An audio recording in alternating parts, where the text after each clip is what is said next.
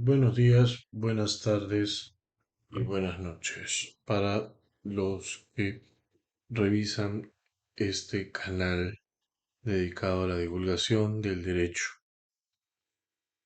Hoy nos toca revisar el título 6 y el título 7 del Código Civil y vamos a intentar hacerlo en el tiempo que siempre estimamos que es de media hora.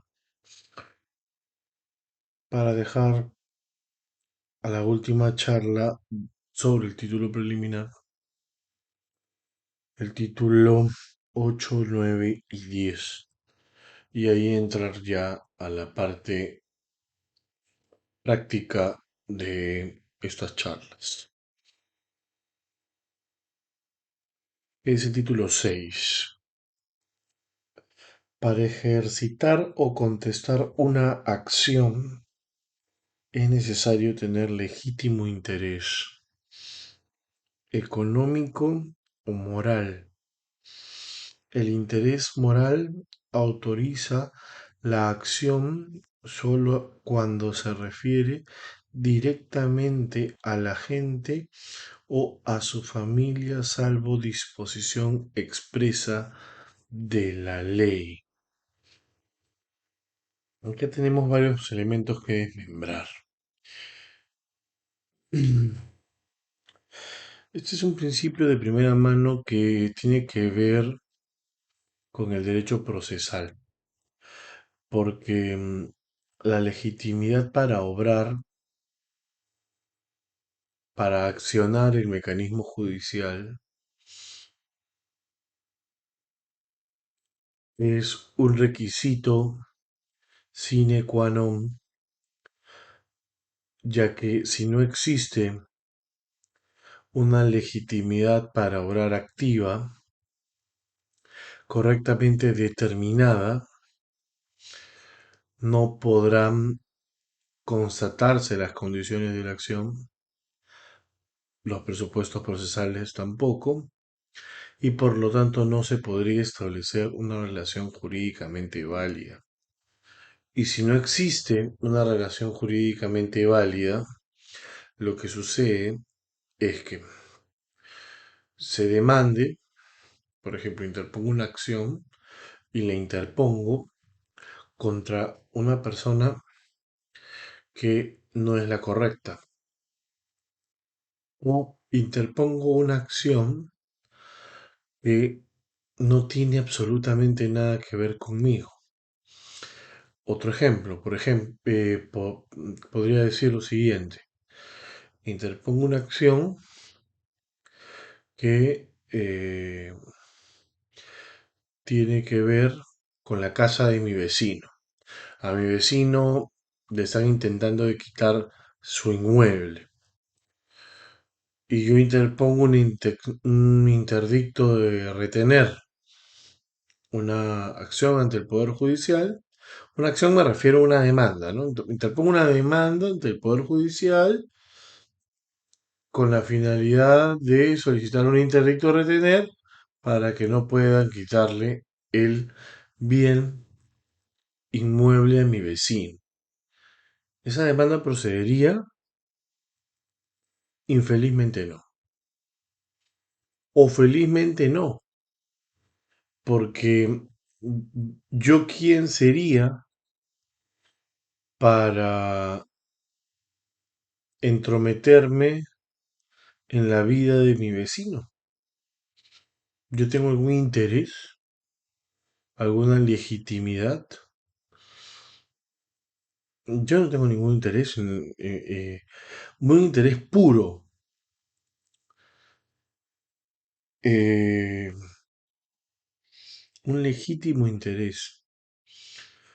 Vamos a después definir con claridad qué es la legitimidad y el interés, porque hay unas diferencias sutiles entre el interés y la legitimidad, ¿no? La falta de interés, porque eso se ve en el tema procesal, con las defensas previas, ¿no?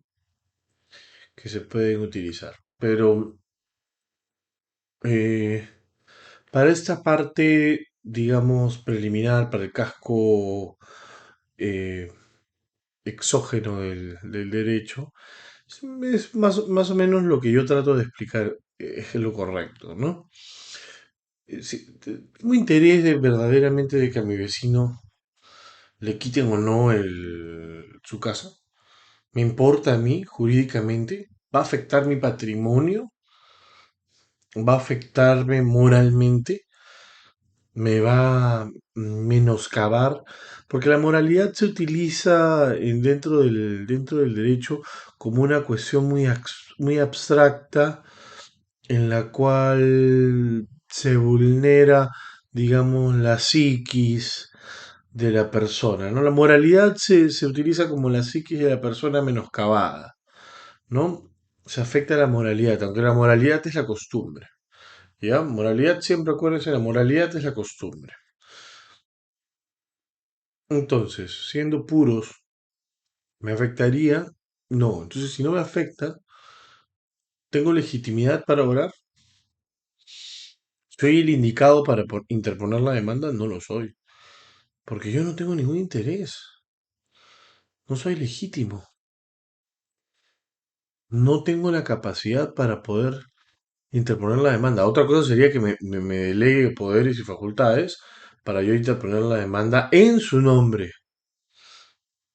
Pero a nombre, en nombre propio no podría hacerlo. Me van entendiendo. Eso es importante. Ese concepto tenganlo muy presente porque no solamente ese concepto viene a tallar desde este punto de vista, como lo dije hace breve, desde ese punto de vista de superficialidad del derecho, sino que vamos a verlo de manera transversal en toda la parte subjetiva y la parte adjetiva del derecho. Entonces es muy importante que lo tengan presente. Eh, eh, Continuemos. En este principio se debe indicar que esta norma es de carácter procesal, motivo por el cual actualmente se discute su permanencia dentro del título preliminar del Código Civil. Este artículo fija los presupuestos generales para la constitución en parte de un proceso jurídico.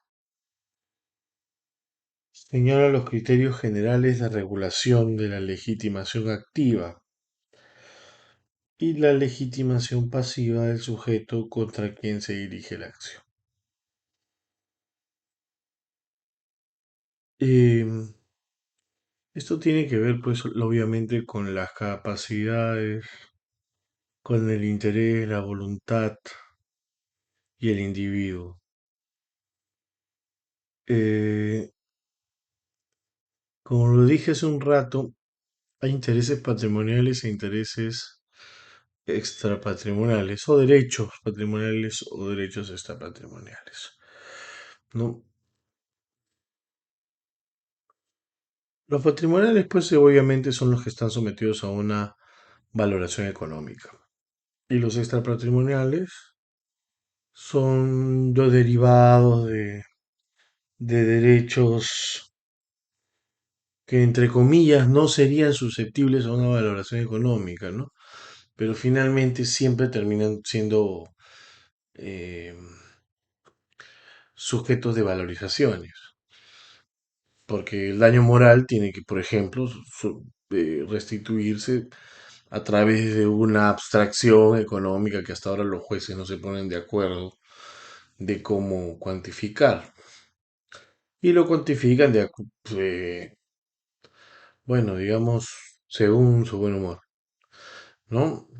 No hay un criterio uniforme sobre la valoración del daño moral, ¿no? O la moralidad. Que son de estos derechos que son civiles puros, ¿no? Son derechos civiles puros, derechos ordinarios civiles puros, ¿no? Que tienen que ver con la naturaleza del ser humano.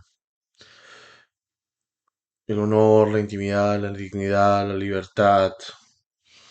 Son derechos que son inherentes al ser humano, que forman parte, digamos, pétrea de la constitución política También son, digamos, parte fundamental del Código Penal, son derechos muy protegidos por el derecho penal y son los derechos eh, que se encuentran en desarrollo, en perpetuo desarrollo durante nuestra vida. Por lo tanto, están también vinculados a todo el desarrollo y el proceso lógico que tiene el Código Civil. Porque el proceso lógico que tiene el Código Civil es nacimiento y muerte. Y todo lo que acontece entre el nacimiento y la muerte se regula, excepto los delitos, ¿no? Eso los deriva el Código Penal. Pero lo que acontece, tu nacimiento, tu matrimonio, tu nombre, eh, tu defunción, tu herencia, eh, tu muerte, etcétera, todo está dentro del Código Civil. ¿Y cómo vas a reclamar dichos derechos ante el Poder Judicial? Mediante acciones. Una acción es mediante un proceso. Vas mediante un proceso y accionas ante el Poder Judicial con la finalidad de poder reclamar estos derechos de los cuales estás premunido por el Código Civil.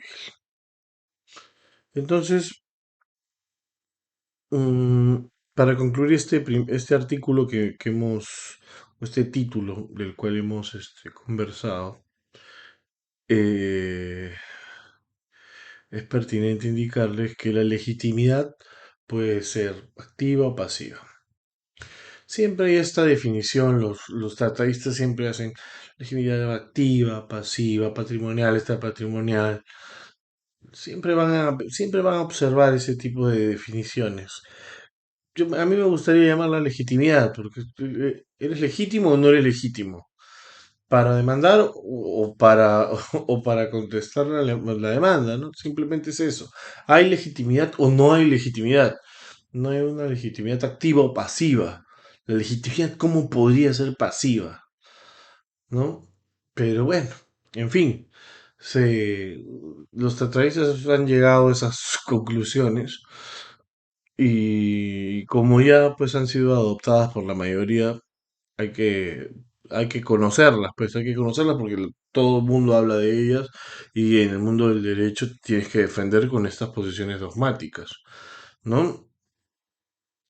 Y la legitimidad, y sí es simple, es muy simple, ¿no? La legitimidad activa, para poner ese nombre rimbombante, es simplemente la legitimidad en la acción.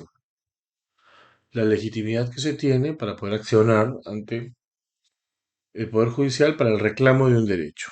¿Tengo la capacidad para poder reclamar ese derecho? ¿Tengo esa capacidad patrimonial o extrapatrimonial para poder reclamar el derecho? ¿Existe o no existe? Ese es el primer análisis que se tiene que hacer para poder vislumbrar cómo eh, se calificará la demanda. Y la legitimidad pasiva es identificar si es que contra la persona que dirigimos nuestra demanda es el correcto individuo o la correcta persona natural o jurídica eh, contra la cual queremos reclamar dicho derecho que nos está siendo vulnerado. ¿Qué quiere decir eso? Que hemos identificado a quien nos está vulnerando en nuestros derechos, que nos está menoscabando en nuestros derechos, lo hemos identificado y así como lo hemos identificado, él va a ser la va a ser la contraria y está correctamente individualizada la contraria. Esa es la legitimidad pasiva. Entonces, ahí tenemos al demandante y al demandado. Demandante perfectamente identificado con un interés debidamente identificado por las repercusiones que tiene, el interés por las repercusiones, legítimo por la capacidad que tiene para poder interponer el recurso y la legitimidad pasiva porque es correcto que esta persona esté vulnerando el derecho o menoscabándome en el derecho.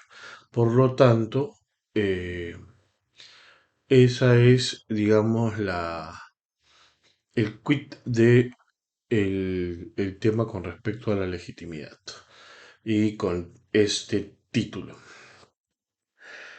El título número 8, perdón, el número 7, en el que vamos en el 7, versa sobre lo siguiente.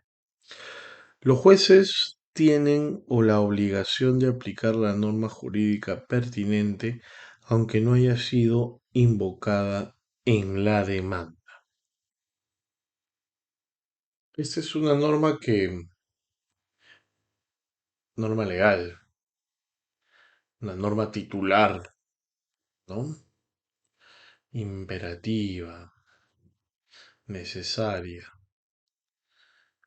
muy poderosa, digamos, ¿no? Dentro del paquete de los títulos, digamos que es la norma que coloca al juez dentro eh, en la silla episcopal, digamos, ¿no? Al juez, porque el juez finalmente, eh, a pesar de que el letrado o el demandante o el demandado o el letrado del demandado no invoquen las normas correctas, el juez como conocedor del derecho, como perito de peritos, así le dicen también. Son nombres rimbombantes interesantes, son. Los van a ir escuchando a lo largo de su carrera. Y a lo largo del ejercicio lo van a ir escuchando más aún. El perito de peritos, ¿no? ¿No? La señoría del juez, la majestad del estrado judicial, donde se versa la ley, donde la ley va a ser aplicada. A veces no solo la ley, a veces la ley también a veces es modificada dentro del Poder Judicial. Así que ahí entramos en un conflicto de poderes, porque se entiende de prima facie de que solamente el Poder Judicial podría cambiarla y el Poder Ejecutivo a través de delegación de funciones, ¿no? ¿No? A través del decreto legislativo. Pero, bueno, el juez finalmente es el que aplica la ley y tiene que aplicarla así no se haya invocado por parte de los pretendientes. ¿Qué quiere decir esto? Así en llano, en facilito. ¿Qué quiere decir? Que los pretendientes, en el orden en el que va la demanda, ¿no? Siempre hay una introducción donde las partes se identifican, ¿no?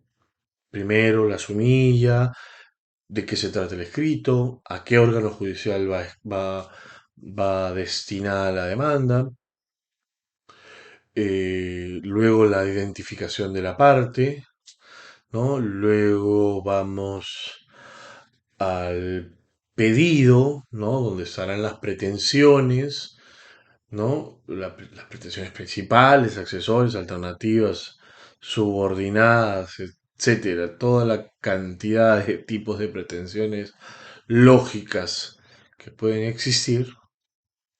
Luego viene la fundamentación de hechos y derecho.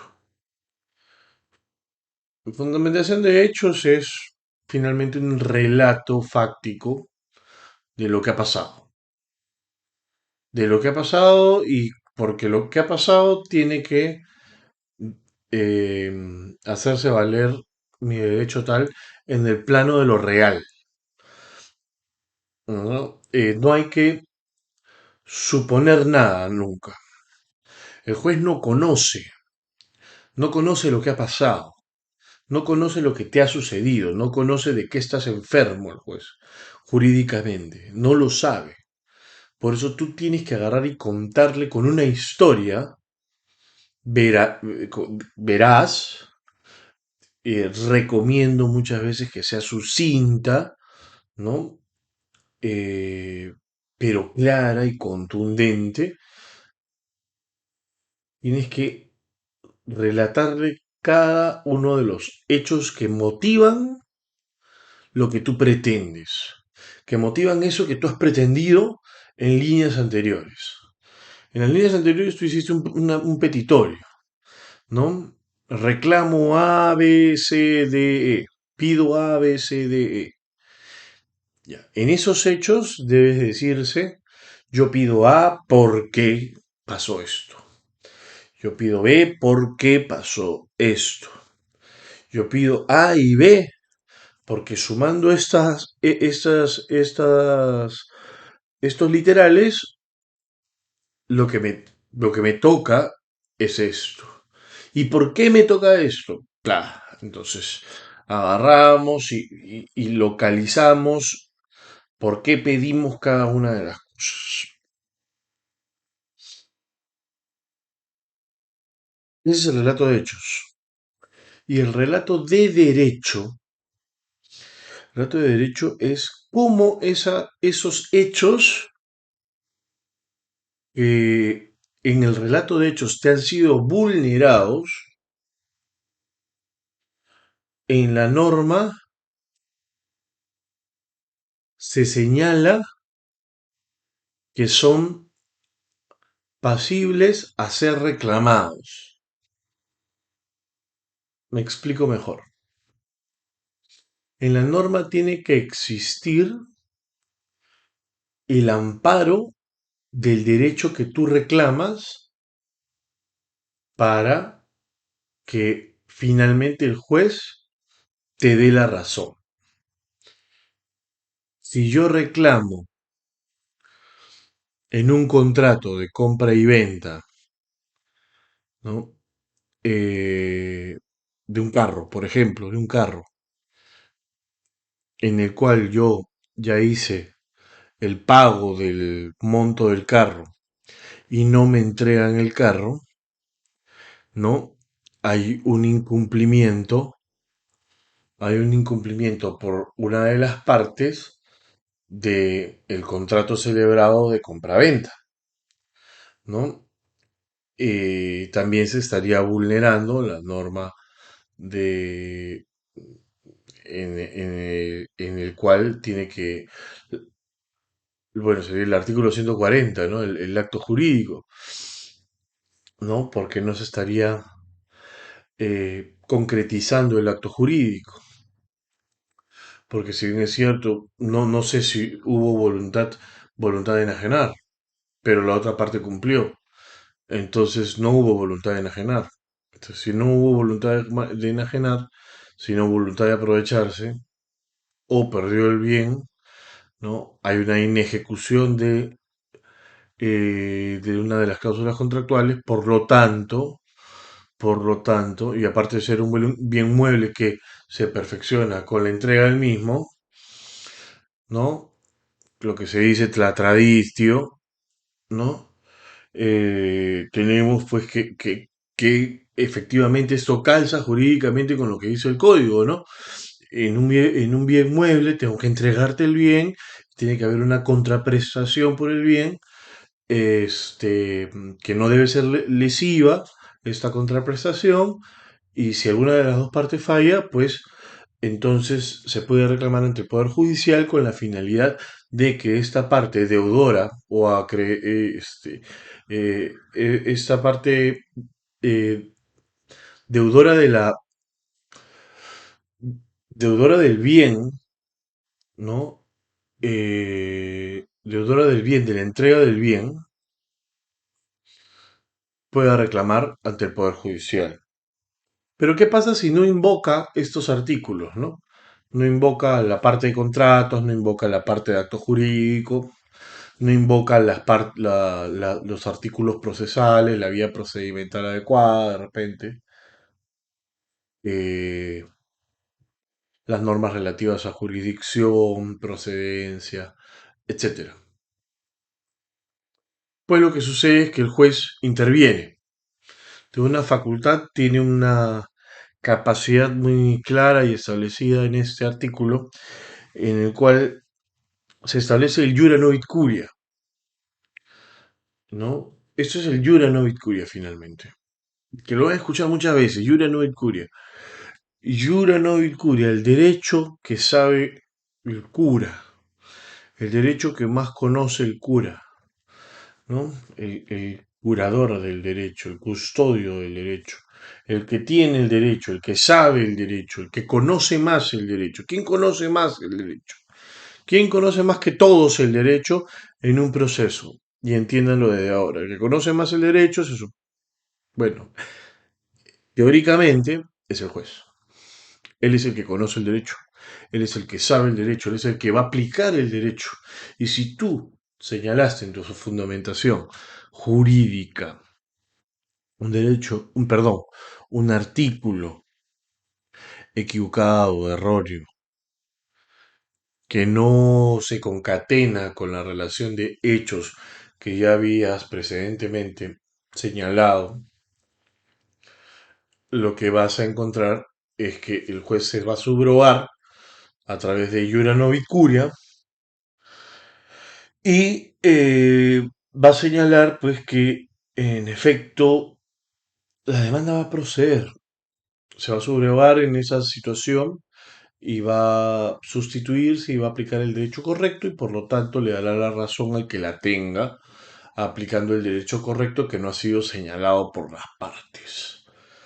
Esto es bastante controversial y lo quiero decir desde ya, ¿no? El juez, al ponerse en sustitución de la parte, a través del Jura Novi Curia, no te pone en estado de indefensión si es que te demandan. Porque si a ti te demandan por A, B, C, sobre la base de B, C, D, artículos del código, tú te defiendes sobre A, B, C y B, C, D, lo que te han demandado, ¿no? Y después si el juez agarra y dice, no, yo aplico Iura Novit Curia, B, C, D artículos no eran los pertinentes. Por lo tanto, como no eran los pertinentes, Iura Novit Curia, yo me subrogo, yo aplico los artículos adecuados y el otro termina siendo ganador. Señor juez, pero si yo me he defendido sobre A, B, C y B, C, D artículos. No me estoy defendiendo correctamente si es que usted en esta oportunidad, sin que me dé el derecho de yo replicar, usted resuelve sobre otros artículos que no han sido señalados en el cuerpo de la demanda. Ah, interesante. Y muy interesante. Y eso sucede. Eso sucede más de lo que cualquiera pensaría. Y esa es una situación en la cual el juez pone en estado de indefensión al demandado o al demandante también o de forma ulterior, pero pone en estado de indefensión y pone una ausencia de garantías. Si bien esta norma quiere y busca garantizar, lo que termina es dejando un cierto, una cierta ausencia de garantías, sobre todo a la debida defensa. Ese es el aroma que me deja esta norma. Por eso mismo siempre hay que estar atentos en qué etapa aplica Iura Novit Curia, en qué etapa te modifica el juez la, la correcta aplicación del derecho para que en el caso debido puedas interponer el recurso de apelación o impugnatorio que sea pertinente para salvaguardar tus derechos como justiciable que eres, siendo demandante o demandado, y que pues el cliente eh, se sienta garantizado ante la imposición judicial, que podría haber sido una imposición abusiva judicial, y esa imposición abusiva, si hubiera sido contraria, el resultado del fallo hubiera sido totalmente diferente. Con eso concluimos la charla número 5 y nos queda por revisar la próxima vez el artículo 8, 9 y 10 de este ciclo que estamos haciendo con la finalidad de poder difundir la Academia del Derecho. Y no se olviden de entrar a la nueva página web, www.sanchezabogadospe.com. Cualquier informe o solicitud a la web del canal o a info@sánchez y abogados perú pe.com. Eso es todo y será hasta la siguiente oportunidad.